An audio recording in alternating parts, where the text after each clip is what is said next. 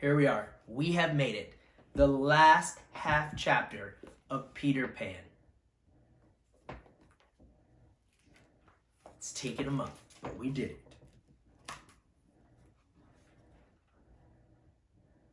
Peter brought Wendy and her brothers home, and the Lost Boys were adopted by the Darling family. And Wendy was sad and she tried to go back with Peter, but Wendy's mom said she can go back every spring to help him do spring cleaning, but Peter kind of forgot about her. Wendy, it's pretty sad, but Wendy was really upset, but she has started to grow up, and Peter never did. So let's find out what happened, okay? Years later, when Wendy was married and living in the house she had grown up in, and all of the Lost Boys were men, she had a little girl named Jane who loved to ask questions about Peter. Some days, Wendy could barely remember him. She had already forgotten many details.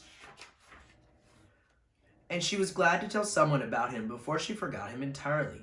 "I know all about him, Mama," Jane said. Wendy looked up startled. "You do?" she asked. "I love him too," Jane said. Of course she did, Wendy realized, smiling sadly. All children did. One day, Wendy was sitting on Jane's bed. She had just finished putting Jane to sleep when Peter flew in through the open window and dropped on the floor. He was the same as ever. "Hello, Wendy," he said, as though no time had passed. "Where are Michael and John?" He looked down at Jane. "Who's that asleep?" "Peter," Wendy said gently. "That's Jane, my daughter.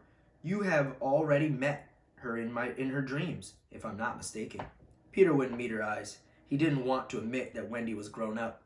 I don't know what you're talking about," he said firmly.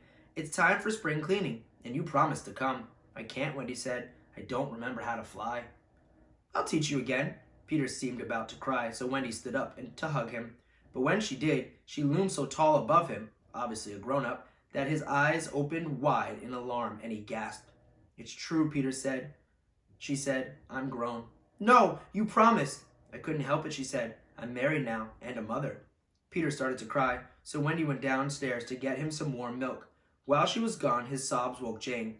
She knew at once who the boy was.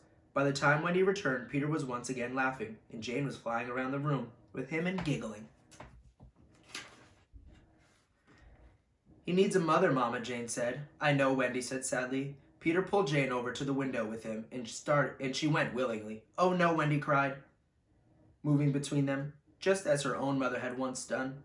"Just for spring cleaning," Jane begged.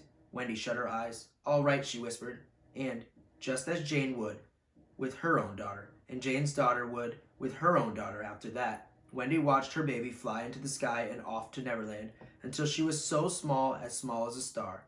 Then, turning from the window, she whispered good night to Peter, and to Jane, and to you.